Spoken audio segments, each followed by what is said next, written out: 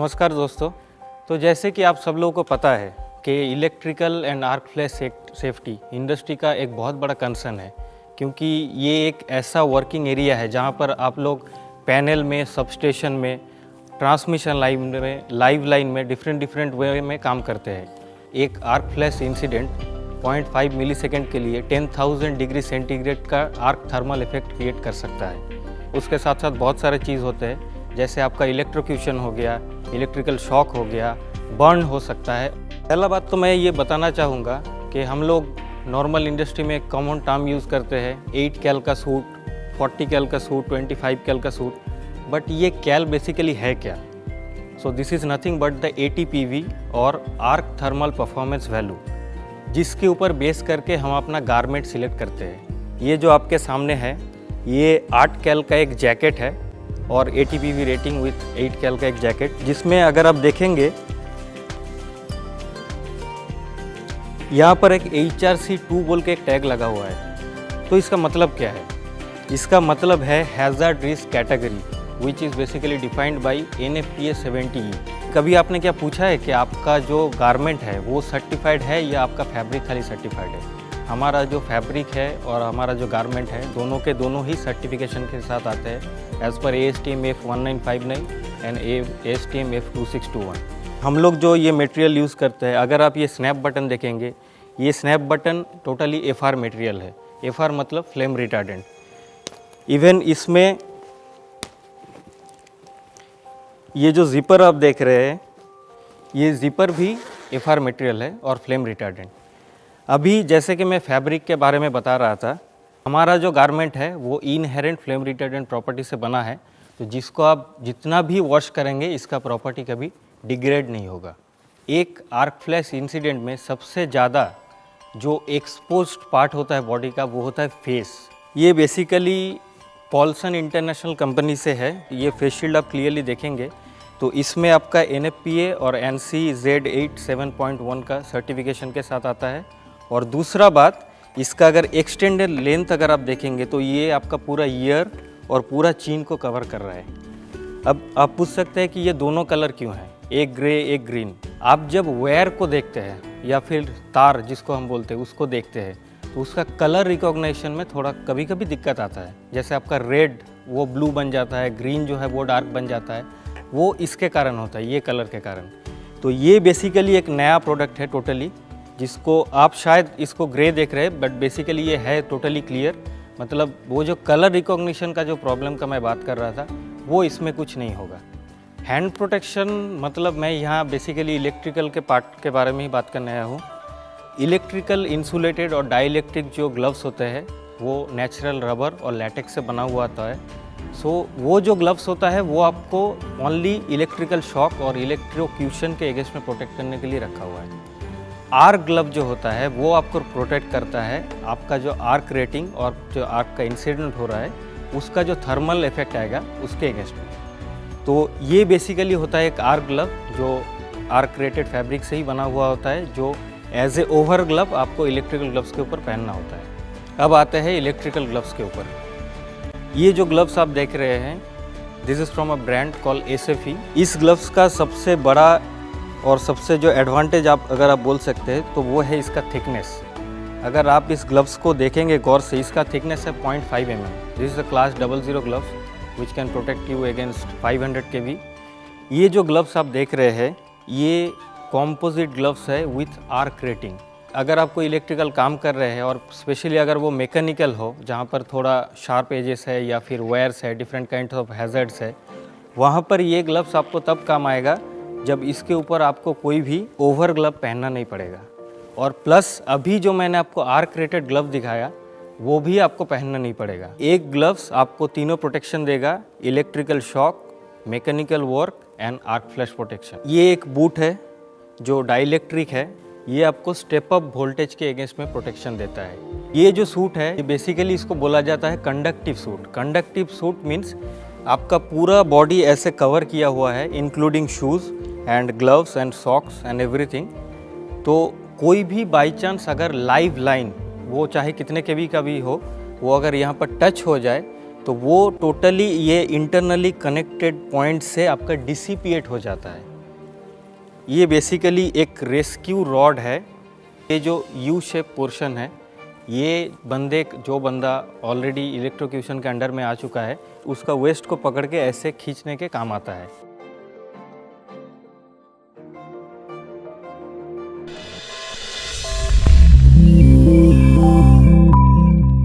पहले हम लोग हीट प्रोटेक्शन के बारे में बात करेंगे। आप लोग जब फर्नेस के सामने, मोल्टन मेटल के सामने, पोकिंग जॉब में, डिफरेंट एक्सट्रीम हीट प्रोटेक्शन में काम करते हैं, तो वहाँ पर आपको दिमाग में एक्चुअली आता क्या है? एल्यूमिनाइज सूट, राइट। आप खुद ही सोचिए कि एक 10-12 kg का सूट पहन के आदमी 1500 डिग्री के सामने कैसे काम कर सकता है? तो उसके लिए उद्योगी के पास सोल्यूशन है। So the brand name is actually Utech. इसमें कोई लेयर नहीं है, ये एक सिंगल फैब्रिक मटेरियल है जिसके ऊपर ओरिजिनल एल्यूमिनियम का हाई वैक्यूम टेक्नोलॉजी से कोटिंग किया गया है। ये जो फैब्रिक है इसका नाम है Preox, which is basically by nature cut and heat resistance product. इसीलिए इसका वेट इतना लाइट है। यहाँ पर सर्टिफिकेशन का टैग लगा हुआ है क्योंकि ये कैटेगरी 3 का पीपीई है। इसका जो सर्टिफिकेशन होता है दैट इज़ EN ISO 11612 2015।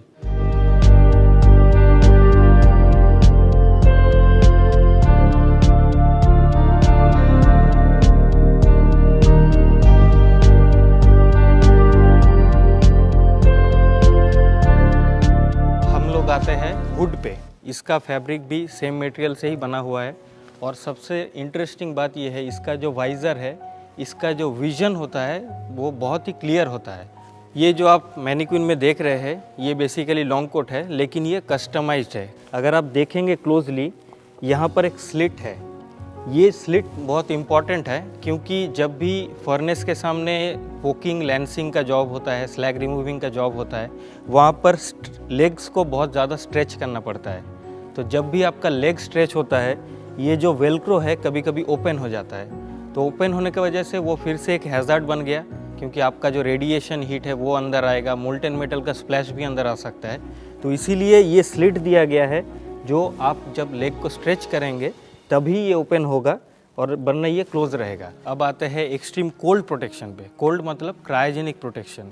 हम लोग इंडस्ट्री में लिक्विड नाइट्रोजन, लिक्विड ऑक्सीजन, ये सब डिफरेंट क्रायोजेनिक प्रोडक्ट्स के साथ डील करते हैं, तो उसके अगेंस्ट में भी हम लोगों को प्रोटेक्शन चाहिए होता है। ये जो ग्लव्स है ये टेमशील्ड बोल के USA का ब्रांड है, वहाँ से आता है। इसमें 2 वेरिएंट अवेलेबल होते हैं, एक है वाटरप्रूफ, एक है नॉन वाटरप्रूफ। वाटरप्रूफ वहाँ पर लगता है जहाँ पर आपका हाथ का इन्वॉल्वमेंट डायरेक्ट लिक्विड नाइट्रोजन के साथ होता है, क्योंकि वो पेनिट्रेट करके अंदर जा सकता है। फायर फाइटिंग के लिए भी उद्योगी के पास सोल्यूशन है। और ये जो हेलमेट आप देख रहे हैं ये प्रॉपर फायर फाइटर्स के लिए ही है, जो कि वाइज़र के साथ आता है और इसके साथ फायर फाइटिंग ग्लव्स भी आते हैं।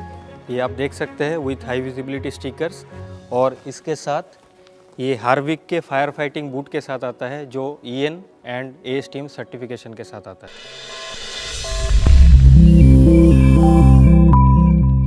हम जानते हैं किस किस तरह का स्पिल किट होता है। अगर आप जनरली देखेंगे 3 तरह का स्पिल किट है, एक ऑयल स्पिल किट, एक केमिकल स्पिल किट और एक universal spill kit. Chemical spill kit का बात करें, केमिकल स्पिल किट कोई भी तरल पदार्थ को सोख लेता है। वो एसिड हो सकता है, आपका हाई कंसंट्रेशन केमिकल्स हो सकता है, वाटर हो सकता है, सॉल्वेंट हो सकता है। लेकिन oil spill kit oil absorbent only oil को ही एब्जॉर्ब करता है। कोई भी ऑयल बेस्ड तरल पदार्थ को ही एब्जॉर्ब करेगा, पानी को एब्जॉर्ब नहीं करेगा।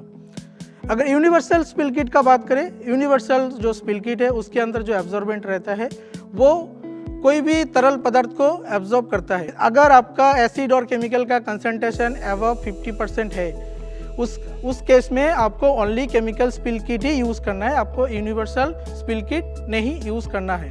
आइए दोस्तों जानते हैं स्पिल किट के अंदर क्या क्या ज़रूरी निजी सामान होना चाहिए।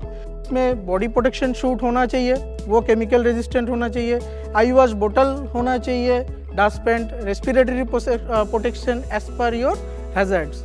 देन इसके अंदर हैंड ग्लव्स भी होना चाहिए, डिस्पोजेबल बैग्स होना चाहिए और केबल टाई होना चाहिए। और इसके अंदर जो एब्जॉर्बेंट हम लोग देते हैं, एब्जॉर्बेंट 3 तरह का रहता है। एक पैड फॉर्म में आता है, एक पिलो फॉर्म में आता है, एक सॉक्स फॉर्म में आता है।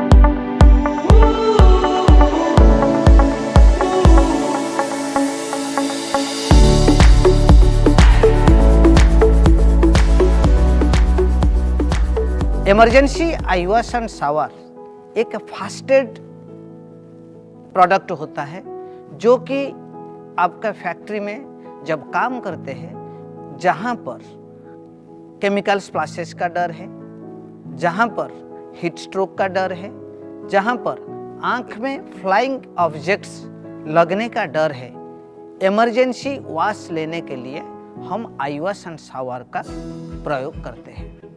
आप जहाँ पर काम करते हैं, जहाँ पर इस सारे टाइप जो आपको मैं पहले बताया जो हज़ार, वो सब हज़ार का उपस्थित है, वहाँ पे अगर काम कर रहे हैं तो कम से कम आपको 10 सेकेंड में शावर के पास पहुँच जाना चाहिए।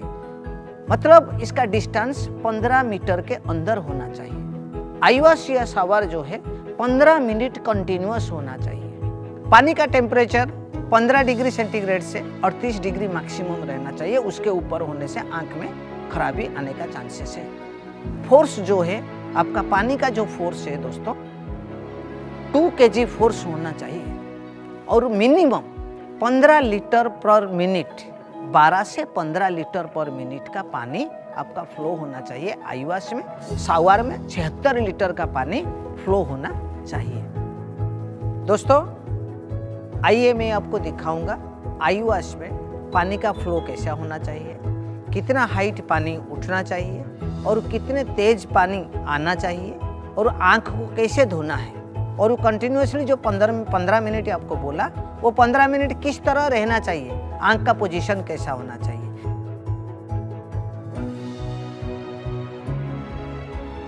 ये एक पोर्टेबल आई वॉश है।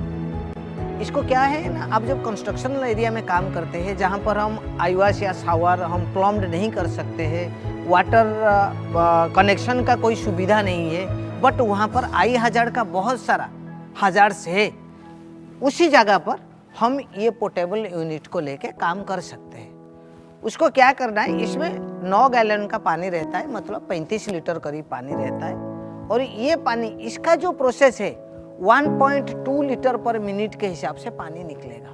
जब आंख में कोई कचरा या कुछ आ गया तब इसको ऐसे खोल देना है, तब दोस्तों क्या होगा ना, ये दोनों में से पानी आना शुरू हो जाएगा और आपका आंख को ऐसे प्लेस कर लेना है, तब आंख आपका धो जाएगा। दोस्तों फिर मिलते हैं, धन्यवाद।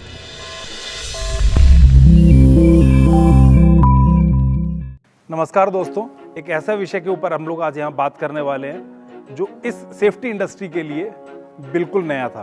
मैं यहाँ पर बात करने वाला हूँ आफ्टर सेल सर्विसेज। कोई भी फॉल प्रोटेक्शन इक्विपमेंट, कोई भी पीपी प्रोडक्ट साल में एक बार इंस्पेक्शन होना मैंडेटरी है। अगर हम लोग बात कर रहे हैं कि आफ्टर सेल सर्विसेज की ज़रूरत क्यों पड़ी, तो उसका जवाब ये है कि कोई भी फॉल प्रोटेक्शन इक्विपमेंट इंस्पेक्शन होना बेहद ज़रूरी है जब वो एक फॉल अरेस्ट कर लेता है। आपके प्रोडक्ट की लाइफ यहाँ पर बढ़ाने के लिए आफ्टर सेल सर्विस उद्योगी आपको सर्व कर रहा है। तो अगर आपके प्लांट के अंदर विजिट करेंगे तो सेफ्टी शावर्स आपके पास में बहुत सारे होंगे। इसकी कंडीशन अगर आप यहाँ पर देख रहे हैं, पैडल देख रहे हैं, तो वो बिल्कुल यहाँ पर लूज पड़ा हुआ है। अगर हम इसमें पानी अगर चलाने की कोशिश करें तो इधर आएगा या फिर हो सकता है नहीं भी आए, और हो सकता है कि बहुत ज़्यादा प्रेशर से आ जाए, जो कि रिकमेंडेड नहीं होता। अगर हम यहाँ पर बात कर रहे हैं हार्नेसेस की, तो प्लांट्स के अंदर बहुत सारी हार्नेसेस होती हैं।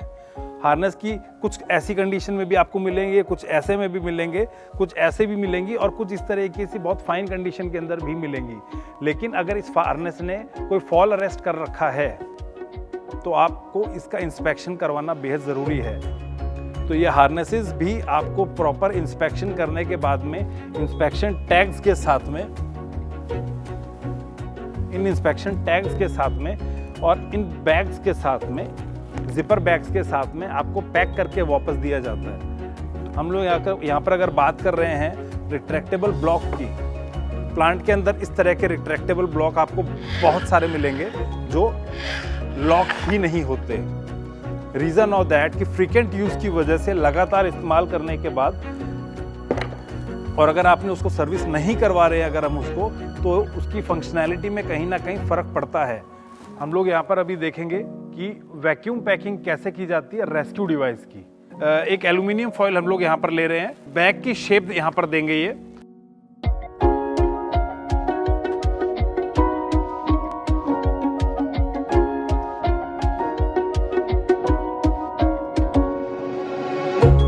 रोप को एक स्पेशल तरीके से इस बैग के अंदर रखा जाएगा। अभी नेक्स्ट स्टेप के अंदर वो हम इस बैग को सील कर देंगे।